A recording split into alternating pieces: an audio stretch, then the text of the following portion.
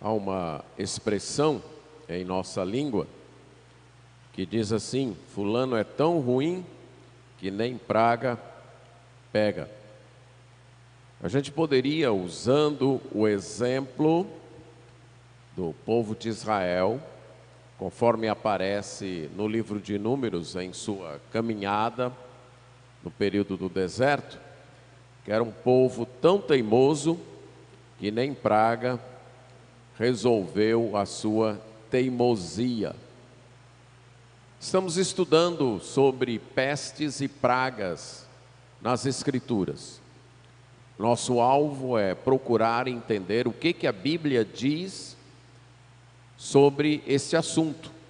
Quais as razões, quais os motivos que levam Deus a permitir ou mesmo enviar pestes e pragas sobre a terra. E chegamos agora, hoje à noite, vamos tratar do livro de Números e vamos ver que Deus pode usar pragas para curar a teimosia do seu povo. Deus pode usar e usa pragas, não apenas para matar pessoas, mas para matar pecados, para matar a teimosia, para curar a teimosia do seu povo. E no livro de Números nós vamos ver 4 ocasiões em que isto aconteceu. O livro de Números nós temos uma narrativa escrita por Moisés, que nos conta a história do povo de Israel durante quase um período de 40 anos. Primeiro período, 1 ano e 2 meses mais ou menos, eles estavam parados em torno do Monte Sinai para receber as instruções de Deus, receber a lei e construir o tabernáculo. Isso é feito ali, aí a narrativa vai até capítulo 10, e a partir do capítulo 10 em diante, começa capítulo 10, verso 11 até o final, o povo começa sua caminhada rumo a Canaã, rumo à terra prometida, e nós temos então agora um outro bloco de narrativas falando do povo nesta caminhada. No primeiro bloco, a marca até capítulo 10 é que o povo fez, ou Moisés fez, ou os sacerdotes, mas de modo geral, que eles se comportaram, ou que eles fizeram, conforme o Senhor havia ordenado. O povo estava ali, em torno do Monte Sinai, havia acontecido um momento de desobediência grande, que foi o do bezerro de ouro, mas a partir dali então o povo passou a se comportar, a fazer todas as coisas conforme Deus havia ordenado. Quando eles começam a caminhar, que o tabernáculo está construído, que aquele projeto está resolvido, os problemas retornam. Então os pecados acabam voltando. Havia sido apenas um período em que o povo havia esquecido, mas que agora o coração velho e teimoso retorna. O livro tem este nome de Números porque ele narra 2 censos, 2 recenseamentos. Um logo no início, quando o povo estava ainda em torno do Monte Sinai, e outro já no final, quando o povo já está nas planícies de Moabe, prestes a entrar. No primeiro recenseamento, estava inclusa a geração que havia saído do Egito. Lá no final, só há 3 pessoas daquela geração ainda vivas, que eram Josué, Calebe e o próprio Moisés. Então só eles presenciam os 2 censos, os 2 recenseamentos. Então uma vez eu vi num livro uma ilustração para captar, fixar, melhor dizendo, o conteúdo do livro de Números. Então, várias pessoas em forma de números vagueando no deserto, indo e vindo. É mais ou menos a história do livro de Números. Como eu disse então, após primeira parte, quando o povo ainda estava em torno do Monte Sinai, o povo começa a caminhar. Capítulo 10, verso 11, diz que aconteceu no segundo ano, segundo mês, dia 20 do mês, e aqui segundo ano é segundo ano que eles tinham saído do Egito. Então, 1 ano e 2 meses que eles haviam saído do Egito, no dia 20 do segundo mês, então nem tinha completado ainda 1 ano e 2 meses. Eles então colocam-se em caminhada, seguem a maneira que Deus havia instruído, desarmam o tabernáculo do jeito, formam então os acampamentos e o processo de caminhada da marcha conforme Deus havia instruído. Mas assim que eles começam a caminhar, e agora com o tabernáculo e vamos dizer assim, aqueles projetos todos prontos, eles começam a se queixar. No capítulo 11, verso 1, diz que o povo queixou-se de sua sorte aos ouvidos do Senhor. E o Senhor, ouvindo, acendeu-se-lhe a ira, e fogo do Senhor ardeu entre eles e consumiu as extremidades do arraial, do acampamento. Então o povo clamou a Moisés, e orando este ao Senhor, o fogo se apagou, pelo que chamou aquele lugar Taberá, porque o fogo do Senhor se acendera sobre eles. Então houve aqui um momento de queixumes, e uma queixa que foi curada com fogo, né? Ou foi morta com fogo. O povo se queixa, certo? A ideia, essa palavra aparece 2 vezes no Antigo Testamento em sua forma original, e nas 2 vezes se referindo a queixas sem justificativa, queixas sem motivo, o queixar-se por queixar-se, uma expressão de descontentamento, de desprazer. E Deus reage então com fogo, certo? Lembre-se que aquele povo já tinha testemunhado várias vezes a bondade e o poder de Deus. Aquele povo já tinha visto as pragas no Egito. Já sabia do que Deus era capaz. Aquele povo já tinha presenciado a travessia do Mar Vermelho, aquele grande milagre. Aquele povo já tinha visto sair água de uma rocha que descedentou todos. Já tinha visto um poço com águas amargas se tornarem doce, potável. E todo dia aquele povo viu o milagre do maná caindo do céu. Então não havia motivos para queixas, além da revelação do Sinai, quando Deus desceu com fogo, trovões e a terra tremeu. Então aquele povo conhecia o poder de Deus, conhecia a bondade de Deus. Sua queixa é um ultraje contra Deus, e Deus fica irado, reage então com fogo, e tanto é que aquele lugar onde eles estavam acampados fica conhecido como Taberá. A palavra Berá, na língua em que foi escrito o Antigo Testamento, é fogo. Então, como se neste lugar houve fogo. Mas isso não curou o povo. No verso 4 diz que o populacho que estava no meio deles veio a ter grande desejo das comidas dos egípcios. Aqui o populacho, essa expressão fala de uma mistura de gente que não era israelita, mas que saiu do Egito junto com Israel. Então, quando a gente lê Êxodo, nós lemos que saiu do Egito os israelitas, mas também saiu um misto de gente, que não era israelita, mas que aproveitando a saída de Israel, acompanhar Israel. Então essa mistura de outras pessoas ali manifestou um grande desejo, uma grande cobiça, uma grande avidez por as comidas do Egito. Eles sentiram saudades daquelas comidas que eles tinham no Egito. E isso então contaminou, contagiou os filhos de Israel. E eles começaram a chorar, dizendo: quem nos dará carne a comer? O povo de Israel, então, agora, quando ouviu aquelas outras pessoas falando do seu desejo de ter as comidas do Egito, o povo começou a chorar. E diz: lembramo-nos, verso 5, dos peixes que no Egito comíamos de graça, dos pepinos, dos melões, dos alhos silvestres, das cebolas e dos alhos.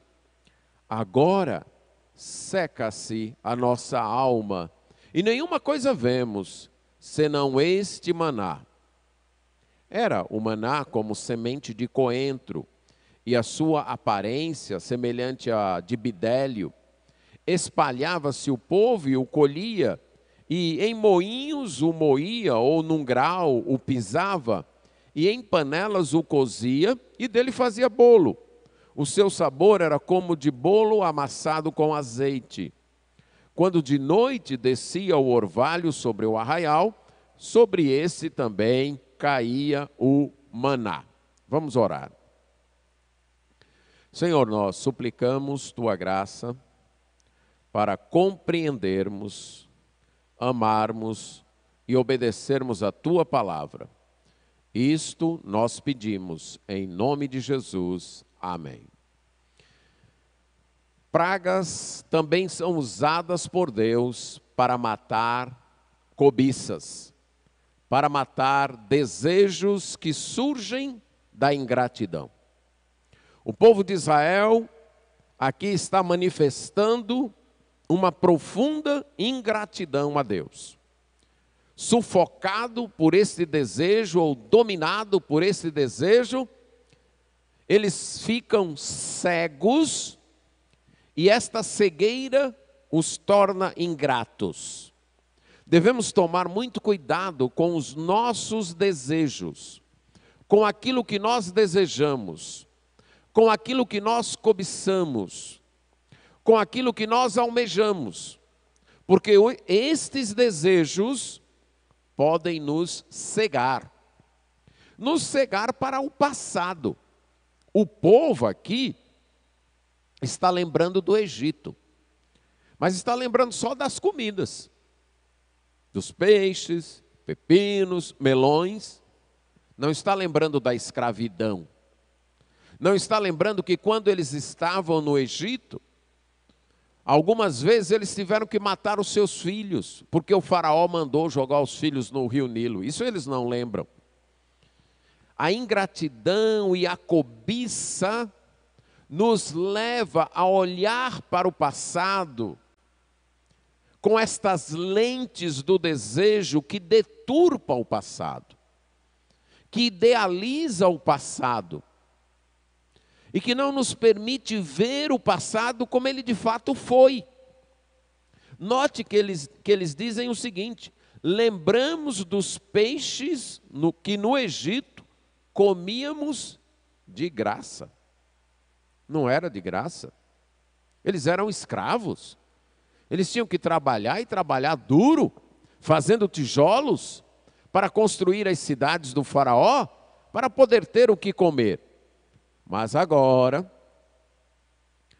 tocados e dominados por esse desejo, pela insatisfação com o presente, eles olham para o passado, só vendo aquilo que era bom, não vendo o custo, não vendo que eram escravos, não lembrando que muitas vezes tinham que sacrificar seus filhos.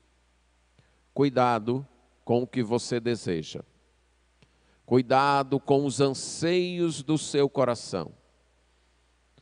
Estes desejos podem produzir uma insatisfação com o seu presente e levar você a olhar para o passado com olhos que não são reais, ou vendo o que não é real, e manifestar uma profunda ingratidão para com Deus. Cuidado com o que nós desejamos. levou também este povo a não ver bem o presente. Eles só enxergam o que não tem e desprezam o que tem. Eles não conseguem ver o maná como uma bênção. Eles veem o maná como uma coisa qualquer. Seca-se a nossa alma. E nenhuma coisa vemos senão esse maná. Aí o autor do livro gasta um tempo descrevendo o maná para mostrar o que é que eles estavam desprezando. Agora sim, esse povo comia de graça. Eles não trabalhavam para ter o maná caía de graça toda noite. Quando eles se levantavam pela manhã, era só ir lá, colher, moer ou pisar, ter uma farinha feita do maná, e então cozinhar, ou assar, para ter um bolo para comer. Era bênção de Deus diária. Eles não estavam plantando, eles não estavam trabalhando para ter aquilo, era o suprimento de Deus. Mas os desejos fizeram com que eles desprezassem o que tinham, almejando aquilo que não tinham. Vamos tomar cuidado com o que nós desejamos. Muitas vezes estamos rodeados de bênçãos, mas não conseguimos enxergar no que temos bênçãos, porque o nosso desejo quer outras coisas que nós não temos naquele momento. Então, dominados pelo nosso desejo, nós não conseguimos usufruir com prazer, com alegria, aquilo que nós temos. A cobiça não apenas nos cega, mas em certo sentido nos aleja os sentidos para desfrutar com alegria aquilo que se tem, porque fica só sonhando e almejando aquilo que não tem. Mas também cega quanto ao futuro. Esse povo estava neste período ali, temporariamente, estavam a caminho de Canaã. Se tudo corresse bem, dentro de 40 dias, ou no máximo 2 meses, eles estariam entrando em Canaã. Se tudo corresse bem, não correu por causa da incredulidade deles, como nós vamos ver, eles tiveram que passar 40 anos ali no deserto, mais 30, quase 39 depois desse tempo. Mas se não, dali uns 2 meses eles estariam já em Canaã. E eles não conseguem ter paciência para esperar isso, porque dominados pelos desejos do que haviam deixado no Egito. O desejo também nos cega para os verdadeiros alvos, para o que de fato vale a pena, para aquilo que nós realmente podemos ter. Muito cuidado com o que você deseja. O desejo causa insatisfação, que gera ingratidão, e aí o povo está chorando ali. E este chororô do povo perturba Moisés. Verso 10 diz que quando Moisés ouviu o povo chorar por famílias, cada um à porta de sua tenda, certo? E a ira do Senhor grandemente se acendeu e pareceu mal aos olhos de Moisés, que Moisés então disse para Deus: o que foi que eu fiz contra o Senhor? Por que eu não achei graça e favor diante do Senhor, para o Senhor me colocar esse povo nas costas como uma carga para eu carregar? Fui eu que porventura concebi esse povo? Fui eu que dei à luz a esse povo, para agora eu ter como que levar esse povo no colo, como se fosse uma criança que ainda mama, até aquela terra que o Senhor prometeu dar? Onde é que eu vou arrumar carne para dar para todo esse povo? Porque ele está chorando aí diante de mim. Dá-nos carne que possamos comer. Eu sozinho não posso levar todo esse povo, é pesado demais para mim. Se é para ser assim, Mata-me logo de uma vez, eu te peço, se eu tenho achado favor aos teus olhos, e não me deixe ver a minha miséria. O que me espanta aqui não é tanto a queixa de Moisés, porque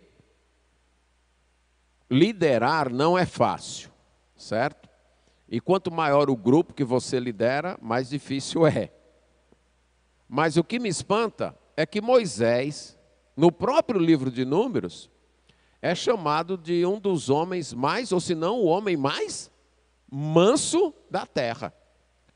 Então isso me chama a atenção de que esta situação aqui foi muito perturbadora. Talvez ele caminhando ali no acampamento e na porta de cada tenda, alguém chorando, passava por outra tenda, outra família chorando. Ah, a gente queria carne, a gente queria carne, como é que a gente vai ter carne?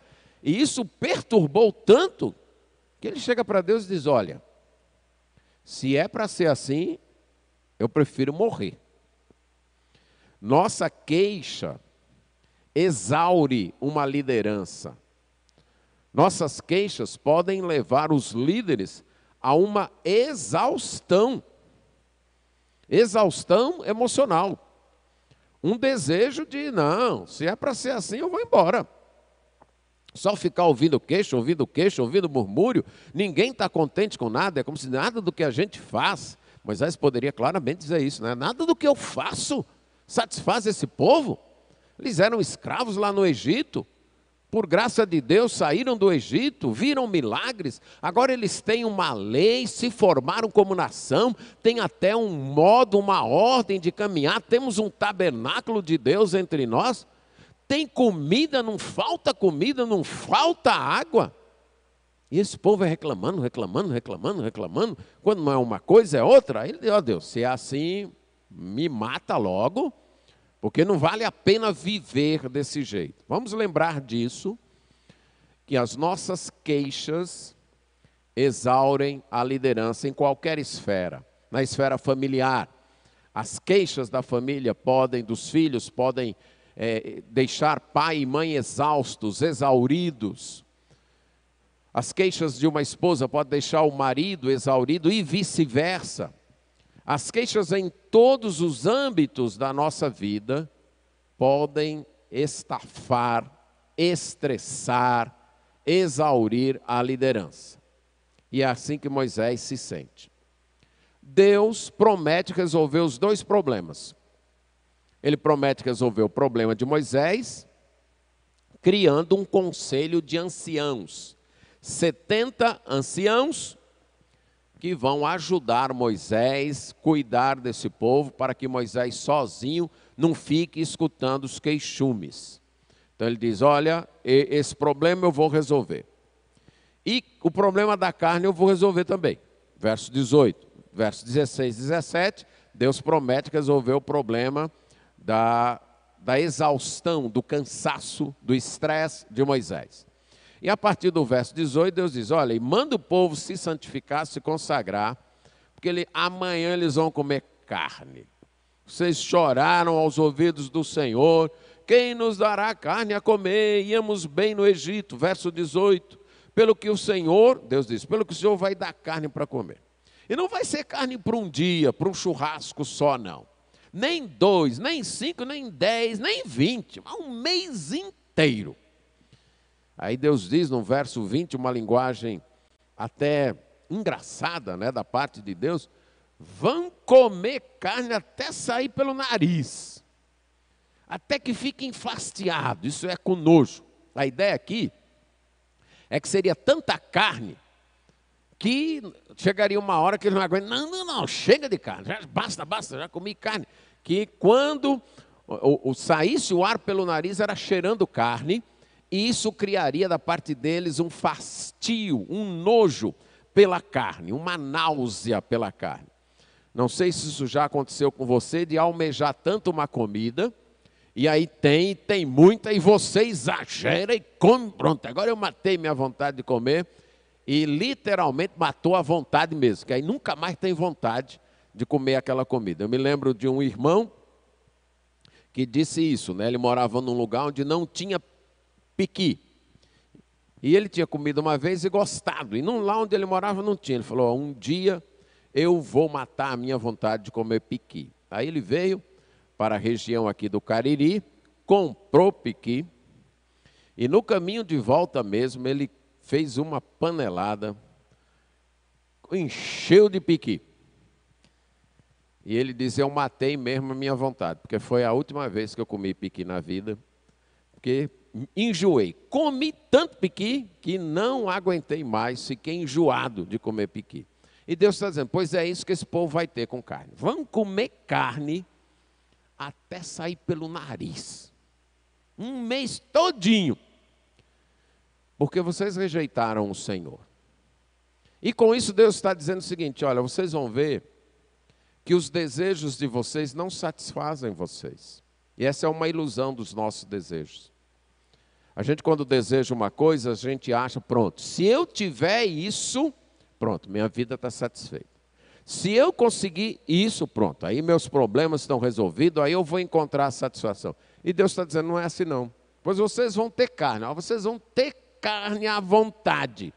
E vão ver que isso não vai trazer a felicidade de vocês. Pelo contrário, vai trazer uma náusea.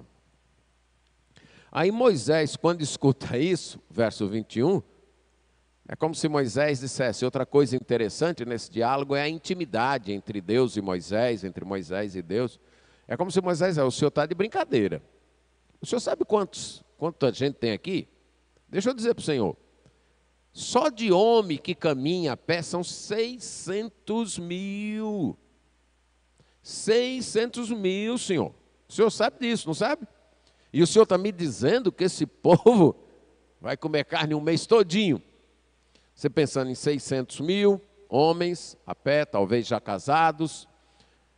Coloca as mulheres, 1.200.000.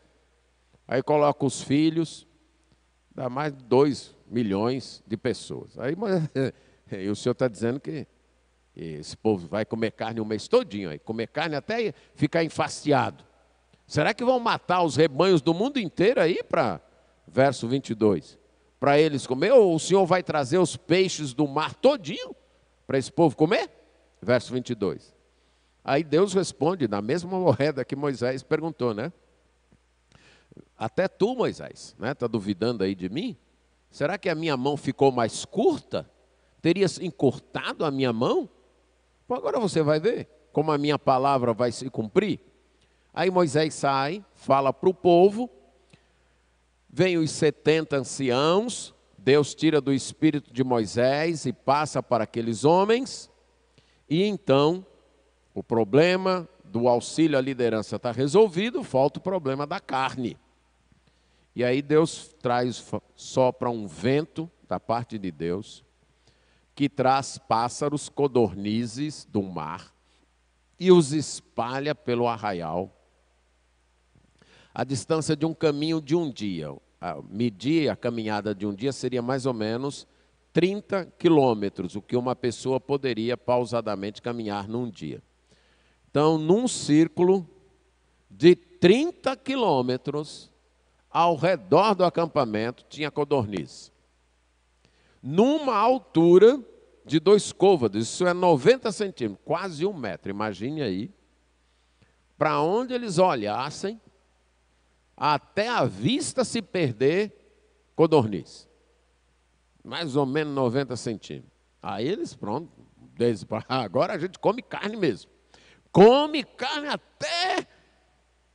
E aí eles vão ajuntar e diz que quem menos colheu 10 homeres, que era uma medida que variava entre 200 a 40 litros. Então, imagine um barril, certo?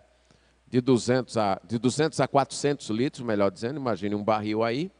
E quem menos colheu 10 barris desse aí. Saíram lá, colhendo, fazendo os montes, colhendo. O que menos colheu, o mais bobo, o mais lento, pegou 10. Era carne mesmo para se enfastiar. Aí depois deles terem matado as codornizes, Eles espalharam em torno do arraial para secar, para deixar secando. E aí no verso 33 diz: estava a carne ainda nos dentes, antes mesmo de ser mastigada.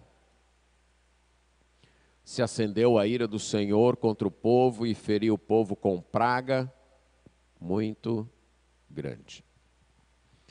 Eles não satisfizeram seus desejos, eles viram. Talvez a boca se encheu de água. Ei, rapaz, agora a gente come carne. Olha essas codornizes. É só matar, tirar a pele, deixar ali no sol. E depois, hein? Se fosse o tempo da Coca-Cola, era só botar aí na brasa e deixar ela bem tostadinha. Mas diz que quando botaram na boca, não chegaram nem a mastigar. A praga veio da parte do Senhor e eles morreram. E aquele lugar teve o nome de Kibrote Hatava, que significa cemitério dos desejos. A praga matou a cobiça. A praga matou o desejo. Cuidado, Deus pode usar pragas para matar nossos desejos. No Salmo 106:15, relembrando esse episódio, o salmista diz: satisfez-lhe os desejos, mas fez com que a sua alma definhasse. Algumas vezes os nossos desejos secam a nossa alma. A gente deseja tantas coisas, tantas coisas, tantas coisas, se enche de coisas e a alma fica seca, vazia. Cheio de coisas e a alma vazia, a alma seca, a alma subnutrida. Cuidado com o que você deseja. Conversando com um irmão, do que nós temos aprendido durante esse período de pandemia. E eu disse uma lição que ele confirmou, essa aí também é o que eu tenho pensado. Nesse período de isolamento, uma das coisas que tem que ficar clara para mim, eu não preciso de tudo que eu tenho para viver. Um bocado de coisa que eu tenho, eu descobri que não tem como usar nesse período de isolamento e que eu posso passar muito bem sem aquilo. Dá para passar, dá para viver e até bem. Deus pode usar pestes e pragas para nos curar das nossas cobiças, para nos curar dos nossos desejos, para mostrar para nós que a nossa satisfação, a nossa alegria não é encontrada nas posses, não é encontrada nas coisas, mas é encontrada nele, em fazer a vontade dele. É aí que nós encontramos alegria, é aí que nós encontramos satisfação.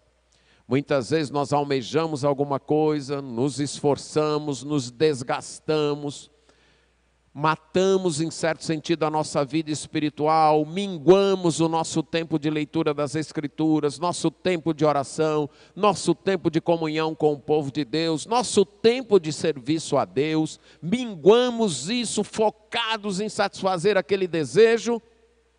E aí quando nós conseguimos aquilo, antes mesmo de desfrutar, quando a carne ainda está nos dentes, nós descobrimos, rapaz, não era bem isso que eu queria, não. Eu achei que isso tinha um outro sabor. Eu achei que isso me daria um outro prazer. Eu achei até que isso daria um ápice de satisfação em minha vida. Mas não. Então, antes de mastigarmos, a gente já sente o gosto amargo da decepção, da frustração com os nossos desejos. Deus pode usar pragas para matar alguns dos nossos desejos, alguma de nossas cobiças. O segundo episódio aparece no capítulo 14. E aqui, entendendo o contexto, versos 13 e 14 nos narram o envio dos 12 espiões para Canaã. Moisés os envia para que eles possam passar, vistoriar a terra e retornar e contar para o povo o que foi que eles viram. Então eles vão, depois de 40 dias eles retornam, tinham visto a terra, era uma terra boa, a terra lá é boa mesmo, viu?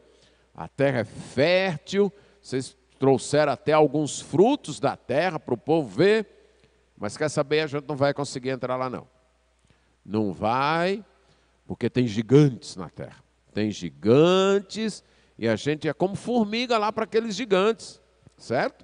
A gente não vai, não sei o que a gente vai fazer agora, mas conquistar aquela terra boa a gente não vai não. Dos 12 espias, 10 chegam com esse relatório, apenas Josué e Calebe não. E o povo então fica com raiva, não dos 10 que estavam contando aquilo, mas de Moisés e Arão. Diz no capítulo 14, que levantou-se, pois, toda a congregação e gritou em alta voz, e o povo chorou aquela noite toda chorando, e agora a gente deixou o Egito, saiu de lá para entrar, e agora a gente não pode mais ter a terra. E aí no verso 2, que eles murmuraram contra Moisés e contra Arão, e eles disseram, antes a gente tivesse morrido lá no Egito, ou antes tivesse morrido aqui nesse deserto mesmo. Por que que Deus nos traz a essa terra? Verso 3, para cairmos à espada, e que para nossas mulheres e nossas crianças fiquem aprisionadas como escravos. Não é melhor a gente voltar para o Egito, não? Aí eles começam a conversar entre eles, vamos fazer o seguinte, vamos escolher um capitão, vamos escolher um líder aí, vamos voltar para o Egito. Aí Moisés e Arão se prostam perante a congregação. Josué e Calebe, que eram dos espias, rasgam suas vestes como uma maneira de protestar e falam para Israel, para o povo, verso 7, olha, a terra é boa, é muitíssimo boa. Deus vai nos colocar lá, Ele vai fazer-nos entrar nessa terra, é Ele quem vai nos dar essa terra. Não vamos ser rebeldes, não tenham medo daqueles que habitam lá, nós vamos devorá-los como a gente come pão, porque Deus retirou o amparo deles, Deus está conosco, não tenham medo. Mas toda a congregação quis foi apedrejar, verso 10. Não, nós vamos fazer o que a gente quer mesmo, vai escolher uma outra liderança e voltar para o Egito e matar Josué, Calebe, Moisés e Arão, aí a pedrada. Então a glória de Deus se manifesta nesse momento. Vejam a incredulidade do povo. E aí você entende por que que Deus, quando tirou o povo do Egito, não levou o povo pela estrada real, que era mais perto, porque são 10 dias eles tinham chegado. E sim pelo Mar Vermelho. Por quê? Porque o povo podia até querer voltar para o Egito, mas quando chegasse diante do Mar Vermelho, não ia ter como atravessar de novo. É como se Deus cortasse o caminho de volta, porque Ele sabia que esse povo ia querer voltar. E aí eles nem pensam que tem o Mar Vermelho mais.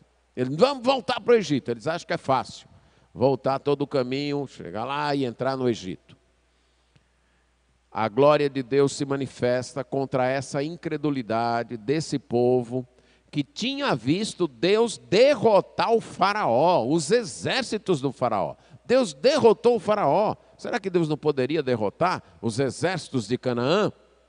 Mas eles não enxergam isso, a incredulidade é tanta. A glória de Deus se manifesta e no verso 12 diz, Moisés, sai da frente, porque com pestilência, com peste, eu vou ferir esse povo e de você eu vou criar uma outra nação.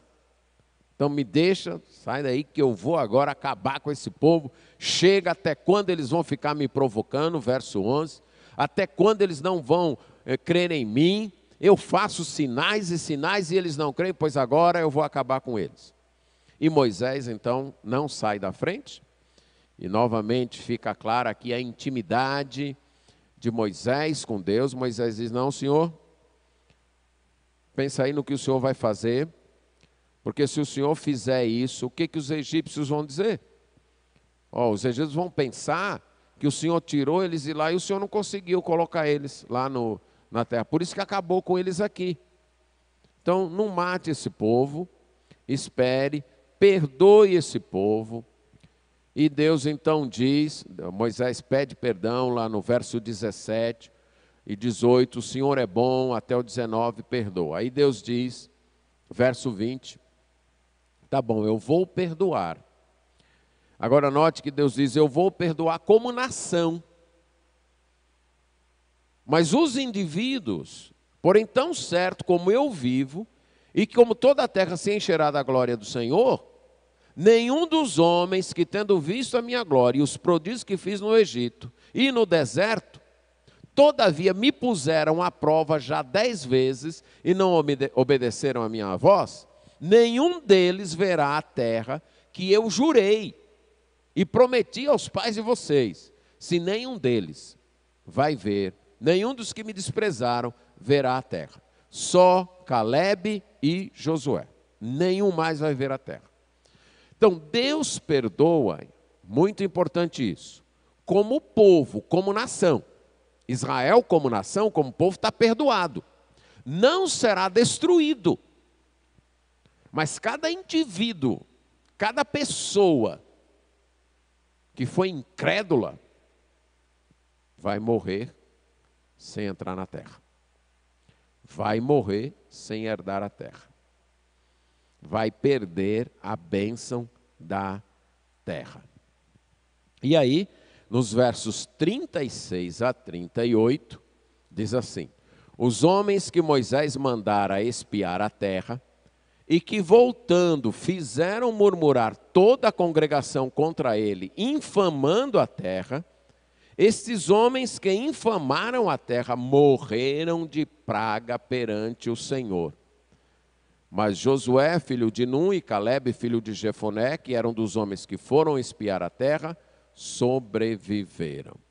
A praga mata a incredulidade, mata os incrédulos, aqueles que viram o poder de Deus, mas recusaram crer no que Deus é capaz de fazer. Cuidado com a incredulidade. O não crer em Deus. E não apenas crer no sentido de saber que Deus existe, porque esse povo sabia que Deus existia. Esse povo tinha presenciado visivelmente, sensivelmente, milagres. Aí é crer de fato, em termos de manifestar obediência apesar das dificuldades.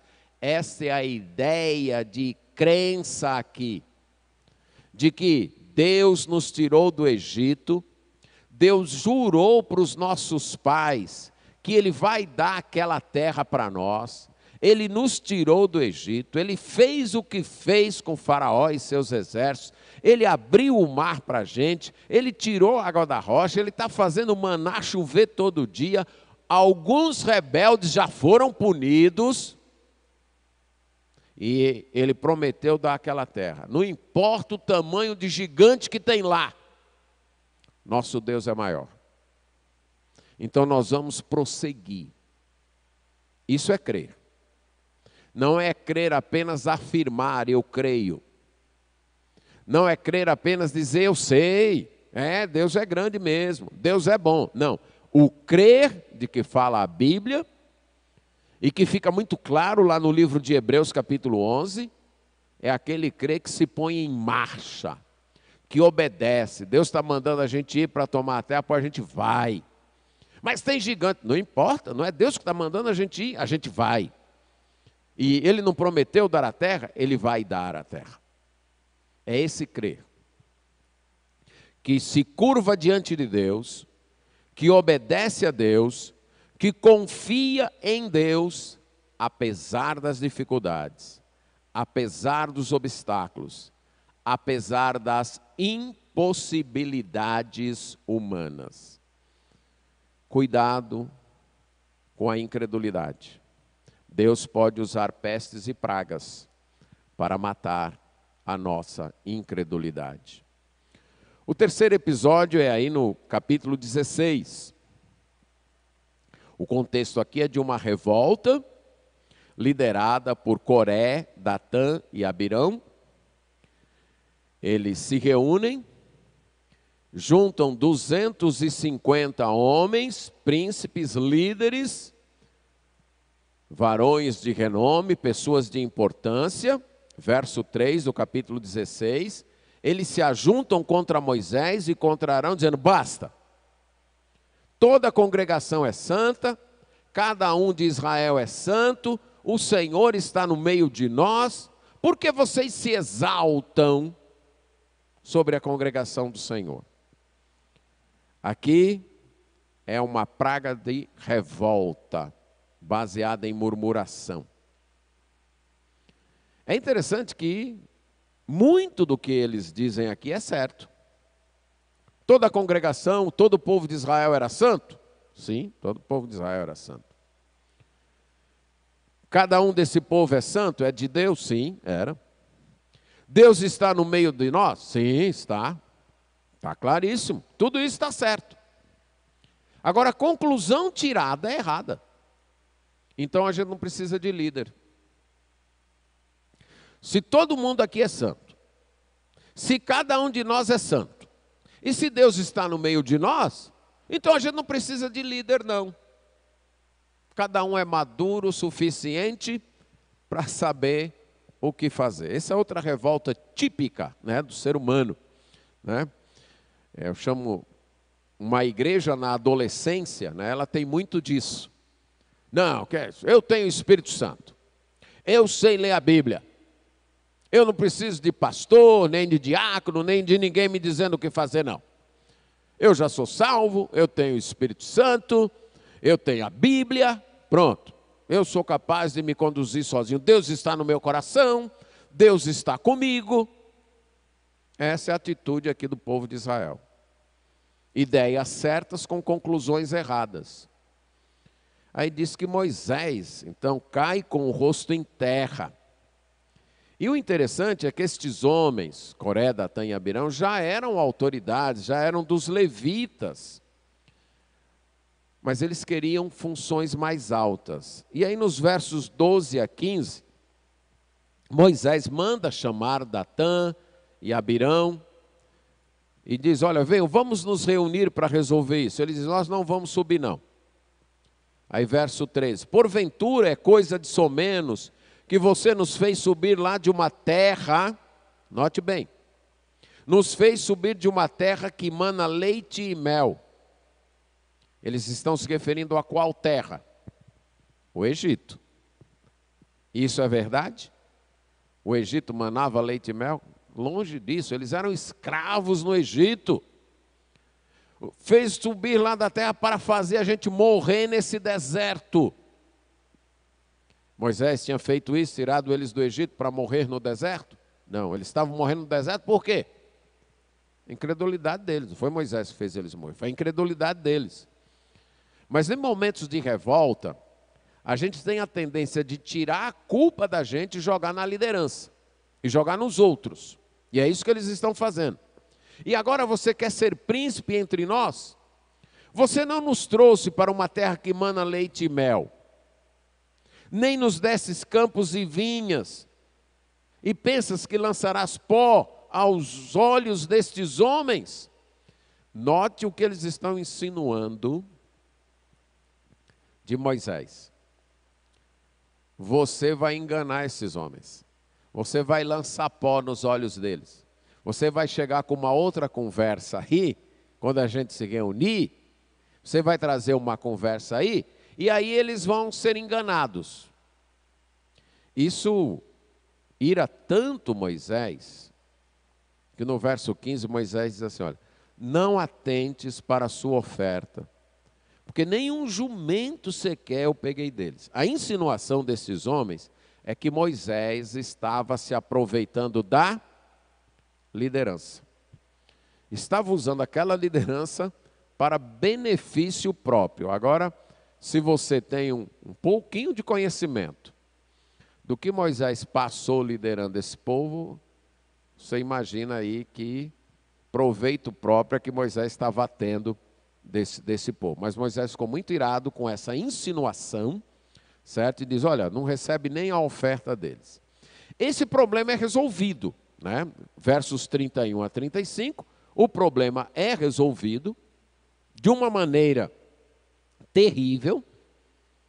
Todo mundo se afasta da tenda desse pessoal revoltado, só ficam eles com suas famílias lá, e a terra se abre e engole eles vivos, versos 31 a 35. Eles, com tudo que tinham, descem vivos ao abismo e a terra o cobre. É como se você está olhando para um grupo de pessoas e, de repente, a terra debaixo daquele grupo de pessoas se abre, engole e fecha, e quando você olha de novo não tem mais tenda, não tem mais gente, não tem animal, não tem mais nada, só tudo vazio. E aí, o povo de Israel, no outro dia, verso 41, se revolta contra Moisés e contra Arão, dizendo, vocês mataram o povo do Senhor. Ser líder, irmãos, só aceite ser líder de alguma coisa se você for chamado por Deus para ser. Porque se não for, líder tem que ter nervos, usando aqui a linguagem do nosso Nordeste aqui. E nervos no sentido de controle do Espírito Santo. Porque no dia anterior, os homens tinham visto lá a terra se abrir e engolir os revoltados. No dia anterior. Dormiram quando acordaram. De quem foi a culpa? De Moisés e Arão. Foram deles. Eles são culpados. Eles foi que mataram. Agora, como foi que Moisés e Arão tiveram o poder de fazer a terra se abrir e engolir 3 famílias? Eu não sei. E o fogo que saiu e consumiu os 250, não sei também. E aí eles se voltaram, verso 42, contra Moisés e contra Arão. E a ideia é que eles iam atacar eles dois. Mas quando eles se viraram para a tenda, lá vem a nuvem e a glória do Senhor aparece. E Moisés e Arão chegam na tenda da congregação, e Deus disse para Moisés, pois sai aí do meio, sai do meio, porque de hoje eles não passam não. Eu vou matar todos, eu vou consumir num momento, verso 45. Aí eles se prostram e Moisés diz para Arão, corre, pega o teu incensário, põe fogo do altar, põe incenso e vai depressa à congregação, faz expiação por eles, porque grande indignação saiu de diante do Senhor e já começou a praga. Moisés é admirável, né? Não é à toa que ele é chamado de homem mais manso. Porque a tendência natural, pois Deus, acaba mesmo com eles. Não aguento mais não. Todo dia agora, ontem. A gente resolveu uma revolta ontem, já tem outra hoje. Pois está aí, à vontade, acabe com tudinho. Não, não é essa a atitude. Líder é para servir o povo que Deus lhe colocou nas mãos, seja ele bom ou ruim. Por isso que eu digo que só almeje uma liderança se você for vocacionado para isso. Porque essa é a atitude do líder. Ele não quer ver, por mais ruim que o povo seja, o líder não deve querer ver a desgraça do povo que ele lidera. E é isso que Moisés diz para Arão, corre, você é o sacerdote, sumo sacerdote, coloca lá incenso porque a praga já começou. Arão então corre, certo?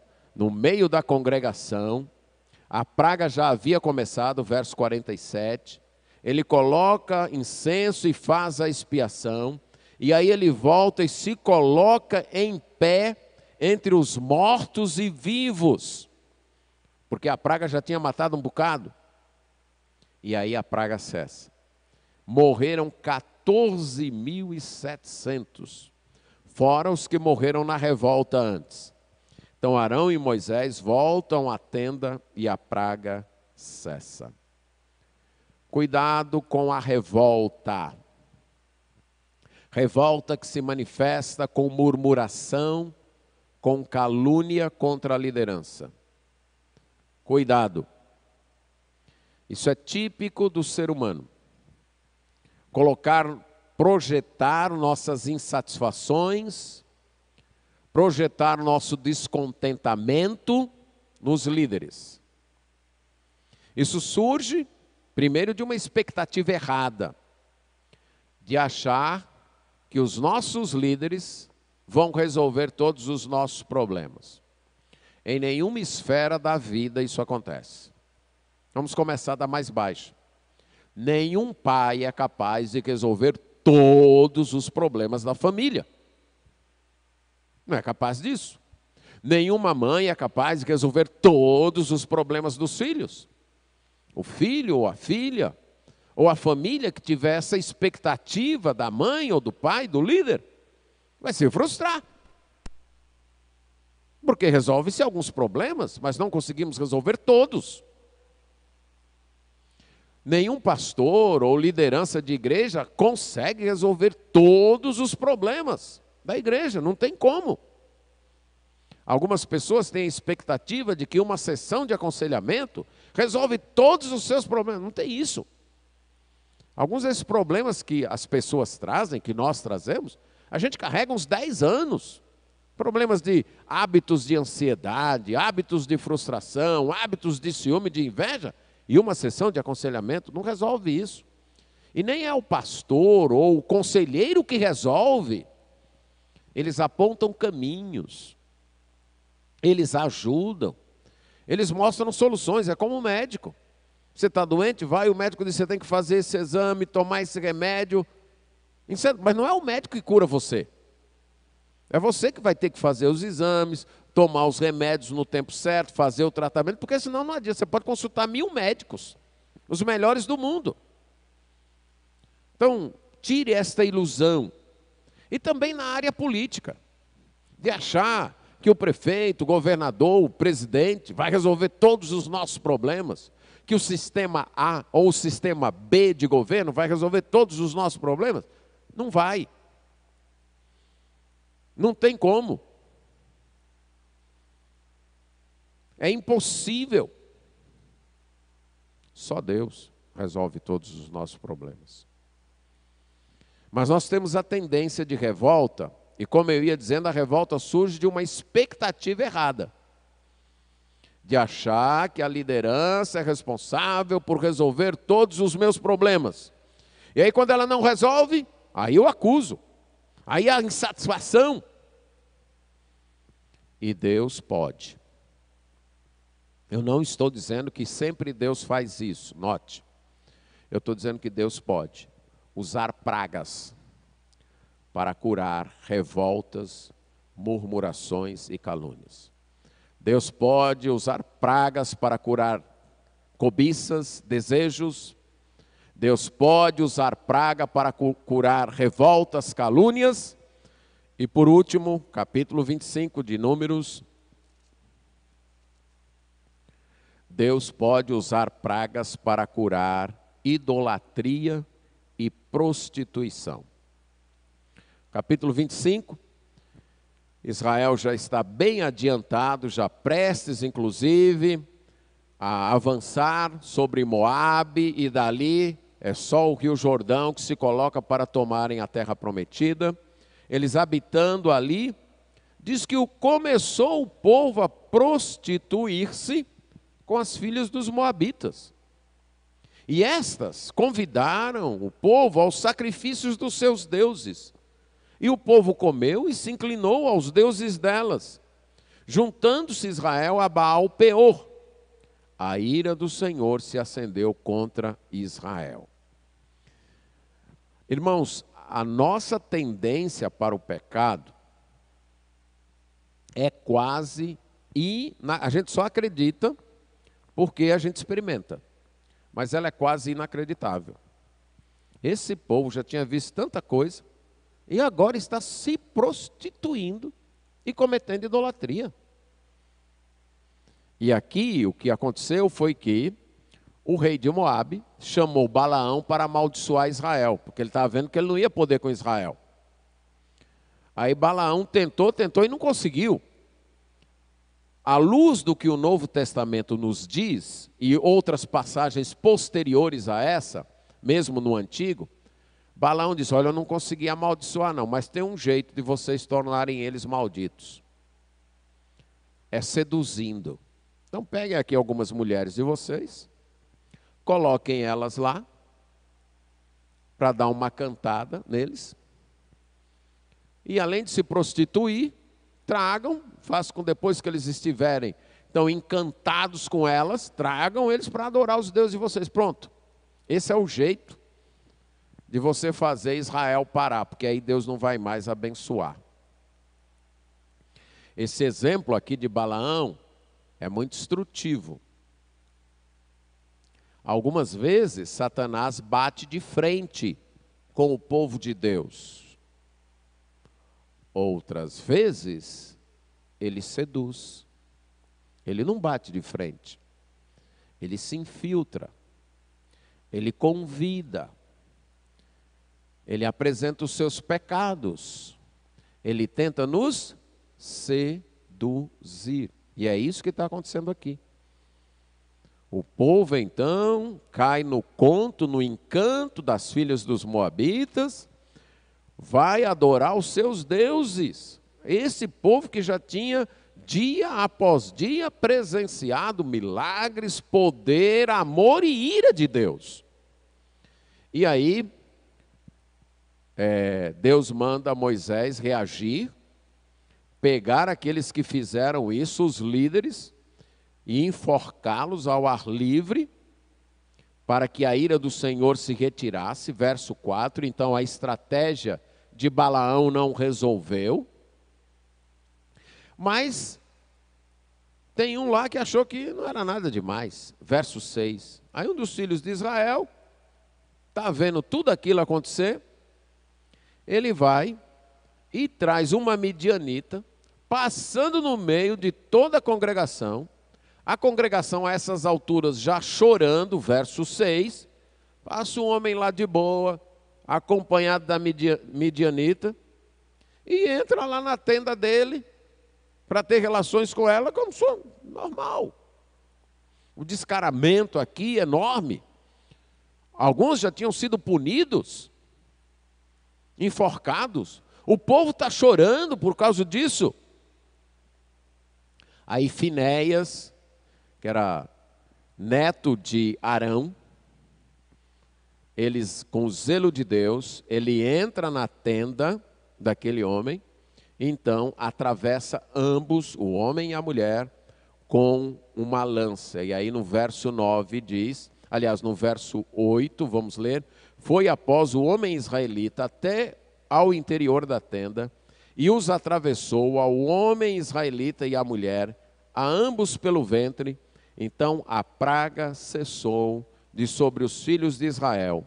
Os que morreram da praga foram 24.000. Temos aqui então mais um relato de praga. 24.000 pessoas morreram por causa de prostituição e idolatria. E nos versos 17 e 18 diz: afligirei os midianitas e os ferireis, porque eles vos afligiram a vós outros, quando vos enganaram, no caso de Peor e no caso de Cosbi, filha do príncipe dos midianitas, irmã deles, que foi morta no dia da praga, no caso de Peor. Deus pode usar pragas para acabar com a prostituição e a idolatria entre o seu povo. Vivemos tempos, ora mais, ora menos, em que a igreja é assediada pelos costumes da cultura. Relações sexuais antes do casamento. Nada demais. Todo mundo faz. Namorar se tornou sinônimo de viver junto, com todos os direitos sexuais. E eu não estou falando de descrentes, mas de pessoas do convívio da igreja. Encaram isso absolutamente normal, fazendo isso durante a semana e no domingo se chegando para adorar, algumas vezes até participando da ceia, como se fosse a coisa mais comum do mundo, mais normal do mundo. E aí termina com uma namorada ou um namorado, arruma o outro e é a mesma coisa. E no domingo está aqui cantando, ouvindo a pregação, achando até a pregação bonita, cumprimentando os irmãos. E como eu disse algumas vezes, até participando da ceia, como se fosse a coisa mais normal do mundo. Homens, muitas vezes, sendo infiéis às suas esposas. E no domingo chega aqui, como se tudo fosse normal. Como esse homem aí de Israel, atravessando no meio da congregação, como se fosse a coisa mais normal do mundo. Pegar uma midianita e ir para a tenda e ter relações com ela. E em nossos dias, eu creio que um pouco mais, ou com mais intensidade, a igreja tem sido assediada pelo mundo que se infiltrou e seduziu. E que nós começamos a achar muita coisa normal, muita coisa comum, não mais pecaminosa. Não, isso aí é assim mesmo. O mundo mudou, os jovens são assim mesmo, agora as coisas estão mudadas, agora namorar é isso, agora é desse jeito mesmo. E Deus pode usar pragas para mostrar que não é desse jeito não. Deus pode usar pragas para purificar o seu povo. Pragas matam pessoas, mas também matam pecados, mas também purificam o seu povo.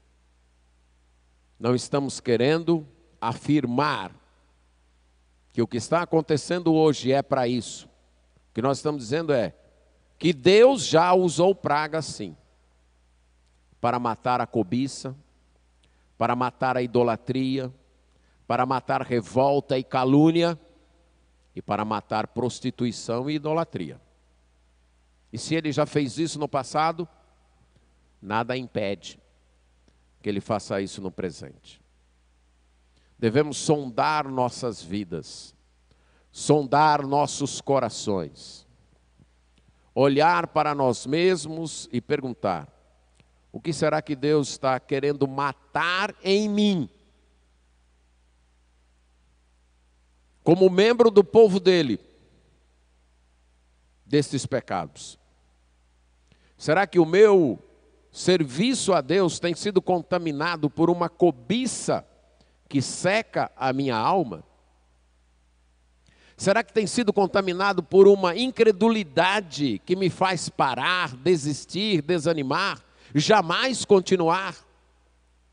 Será que tem sido contaminado por uma revolta, uma arrogância que me impede de aceitar liderança, que está sempre usando a minha língua para caluniar, para falar contra a liderança? Ou será que o mundo entrou de tal jeito no meu coração que eu acho muito normal o meu filho trazer a namorada para casa e dormir lá no quarto? Eu acho muito normal quando eu vejo outros jovens, mesmo da igreja, fazendo isso, ou eu mesmo fazendo isso. E eu chego descaradamente lá na igreja, como se fosse tudo normal. Ou tem alguma idolatria no meu coração que Deus está querendo curar. Nesses momentos de isolamento, de pandemia e de ameaça. Não vamos ser teimosos como o povo de Israel. Aquela geração foi tão teimosa que nem as pragas curaram. Apenas Josué e Caleb entraram na terra prometida. Vamos aprender. Vamos sondar o nosso coração. E antes de que a praga nos mate, vamos deixar ela matar os nossos pecados. Vamos orar, encerrando o nosso culto. Pai eterno, reconhecemos a nossa pecaminosidade, o incrível potencial para o pecado que há em nós, para a cobiça, para a incredulidade, para a revolta, para a prostituição, para a idolatria. Nosso coração é inclinado, Senhor, para estas coisas. A culpa, Senhor, é só nossa, não é do meio, não é da cultura, não é da igreja, não é de nenhum líder, a culpa é nossa, é minha. Tem misericórdia de nós. Cura-nos. Que nesse tempo de isolamento, talvez até trazendo algum desânimo a alguns, possam ser tempos de reflexão, de olharmos para o nosso coração, de enxergarmos nele aquelas cobiças que precisam ser mortas, aqueles desejos que secam a nossa alma, aquela incredulidade que nos faz desanimar e nos impede de caminhar, aquela revolta, aquele orgulho, aquela idolatria e a prostituição. Senhor, que nesse período estas coisas sejam queimadas, que esse período de pandemia venha a ser o nosso cemitério dos desejos, cemitério da idolatria, cemitério da revolta, da prostituição, da cobiça, da arrogância. Que estas coisas fiquem sepultadas através deste período, pelo sacrifício de Cristo e pelo poder atuante do Teu Espírito Santo. Nós pedimos isto em nome de Jesus. Amém. Boa noite a todos.